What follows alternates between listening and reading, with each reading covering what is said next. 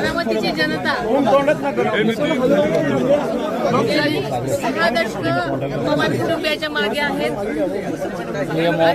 दादांच्या वरचं प्रेम, विश्वास, आधार आणि त्यांनी दिलेलं योगदान यासाठी सकाळपासूनच सगळीकडे सगळ्याच ठिकाणी उत्साहानं म्हणत नाही मी तर त्यांचं एक कर्तव्य म्हणून आज मतदानासाठी मोठ्या संख्येने बाहेर पडताना दिसत आहे. आणि बारामतीची जनता दादांचं आजचं हे देणारं मतदान हे दादांनी त्यांच्यासाठी इतकी वर्ष केलेल्या योगदानाची परतफेड म्हणून आणि श्रद्धांजली म्हणून ही सगळी लोकजण आज सगळ्या गावांमधनं मतदानासाठी मोठ्या संख्येनं बाहेर पडतात. सांगायचं तर ही संबंध पोटनिवडणूक अत्यंत भावनिक वातावरणात पोहोचला असल्यामुळे स्वतः बारामतीकरच त्यांनीच ही निवडणूक हातात घेतलेली आहे आणि त्यामुळे ते प्रत्येक जण आपले कर्तव्य म्हणून या निवडणुकीकडे पाहतायत आणि मतदानासाठी सगळे ते बाहेर आलेले पडतायत. सगळ्याच बाजूने अत्यंत भावनिक निवडणूक आहे. त्यांचं वय तुम्हाला माहिती आहे की त्यांचं वय जवळजवळ 89 वर्ष असल्यामुळे त्यांचं घरी मतदान झालेलं आहे.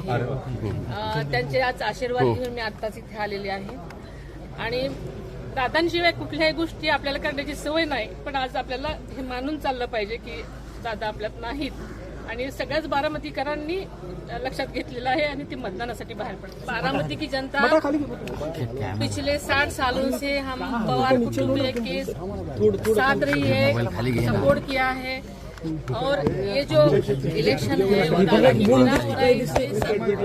ये इलेक्शन बारामती के लोगों ने अपने हाथ में लिया है. वो अपना वोट दादा के लिए एक श्रद्धांजलि के रूप में देना चाहती है और उसके लिए सब गांव में भी सब लोग अपनी अपनी तरफ से बाहर आ रहे हैं. बाहर गांव के लोग भी खास करके ये इलेक्शन के लिए आए हैं.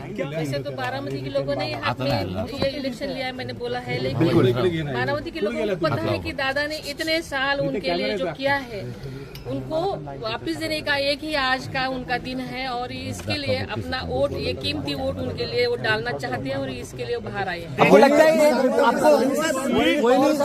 साधारण कसे दरवेळी दादा मित्रांनी मतांनीच निवडून यायचे, पण यावेळेस समोर कोणीच उमेदवार नाही, असा किरकोळ अपक्ष आहेत. भावनिक एक किनार आहे. लीड रेकॉर्ड ब्रेक होईल साधारण. बारामतीकरांनी आजपर्यंत अनेक रेकॉर्ड ब्रेक केलेले आहेत. त्यामुळे बारामतीने ठरवलं तर प्रत्येक गोष्ट ते करू शकतात आणि त्यांनी मनावर घेतलंय. मी आता पहिल्यापासून दादांनाही